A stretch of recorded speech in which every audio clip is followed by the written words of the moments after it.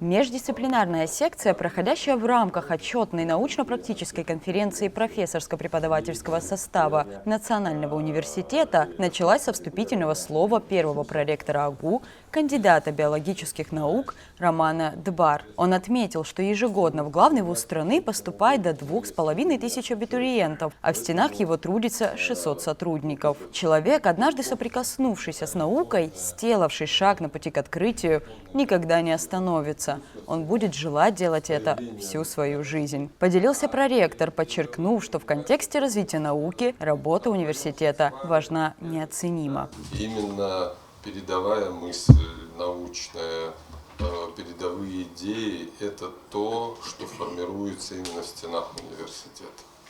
Именно отсюда происходит распространение самых передовых вещей, которые существуют в стране. Здесь у нас в аудитории большей частью находятся студенты. И когда речь идет о науке, я вам могу сказать такую очень важную вещь. Значит, занятие наукой – это привилегия избранных. Если хотя бы один раз в жизни человек соприкоснулся с тем, что он сумел сделать некий шаг, который открыл темную сторону и осветлил ее, и там появилось открытие, пусть даже очень маленькое, это на самом деле действует на мозг как наркотик. И университет в этом плане, конечно же, очень важный институт государства. И мы, конечно же, рассчитываем на то, что научные исследования будут поддерживать.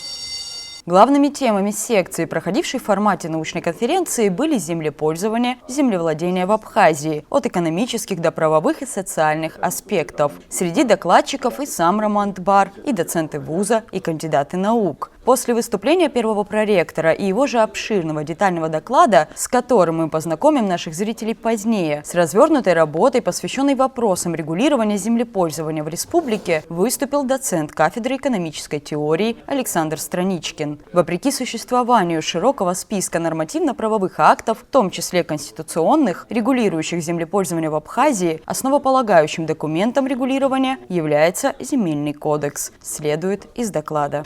Но некоторые моменты не работают, а некоторые не реализованы. В частности, в постановлении Верховного Совета Республики Абхазия о введении Земельного кодекса Республики Абхазия был дан ряд поручений Совету министров Республики Абхазия. В срок до 1 января 1995 года подготовить порядок создания земельного фонда, порядок введения государственного земельного кадастра и порядок осуществления мониторинга земли.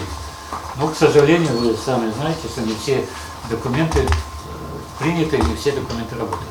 Кадастр предполагает, первое, оценку качества земли по различным характеристикам. Второе, создание единого реестра пользователей земли, владельцев, фермеров, крупное хозяйство, находящихся в аренде и свободных участков. Есть ли у государства резервы земли? Вопрос возникает актуально, да? Помимо прочего, как указывает Александр Страничкин, вопреки существованию положения об изъятии земли, переданной в аренду, в случае, когда арендатор использует ее не по назначению или вообще не использует, данный механизм не реализуется, что напрямую влияет на эффективность использования земельных ресурсов. У нас не всегда работает механизм изъятия земли, переданной в аренду. В случае, когда арендатор использует ее не по назначению или вообще не использует. Поэтому определенное количество земли просто-напросто не работает. Появился теневой рынок оборота земли. Государство лишь фиксирует этот оборот. Конечно, формально земля не продается. Продается право аренды. Но тем не менее. От того, как используется земля, зависит наша продовольственная составляющая, отмечается в частности в докладе. Есть примеры, когда сельскохозяйственные производители показывают достаточно эффективное использование земли для производства продукции. Мы должны перейти к товарному производству сельхозпродукции, ее хранению и переработке. Если туризм является локомотивом нашей экономики, он должен дать им мультипликативный эффект. То сельское хозяйство должно также стать одним из факторов развития. В советское время в Абхазии производили большое количество мяса, молока, яиц, овощей. Работали различные предприятия по переработке сельскохозяйственной продукции. Сельское хозяйство было технически обеспечено. Без технического обеспечения сельское хозяйство развиваться не может, а эффективность землепользования становится низким. Вопросам сельского хозяйства в докладе было уделено особенное внимание, в том числе закону о крестьянском фермерском хозяйстве и среднему и малому бизнесу, работающему в сельхозсфере. За последние 20 лет практически утрачено производство сельхозпродукции в общественном секторе.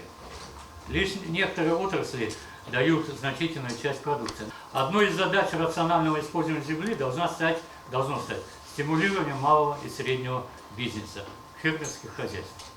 У нас есть закон о крестьянском фермерском хозяйстве, принятый более 30 лет назад, но он на сегодняшний день работает не в полной мере. В некоторых случаях нужны крупные сельскохозяйственные предприятия со всей цепочкой логистического продвижения товарной продукции. Их создание дает повышение производительности выпуска продукции, повышает ее рентабельность. Подводя итоги проведенных исследований, Александр Страничкин подчеркнул, что необходим ряд планомерных действий для поддержки сельского хозяйства, решения проблем в сфере землепользования, в том числе касательно городских территорий. Он отметил, что остро стоит вопрос реализации нового, уже принятого градостроительного кодекса и разработка на базе кодекса генеральных планов городов Абхазии. Системы кредитования через финансовых посредников и при помощи государственных структур. Речь вот о чем идет. Когда кредит дается, во многих государствах определенную долю процента, банковского процента, берет на себя государство. То есть оно компенсирует этот процент. Нужна господдержка АПК, в том числе, возможно, при посредничестве частно-государственного партнерства. Следует подумать о долгосрочной поддержке АПК, по крайней мере, на 10-15 лет.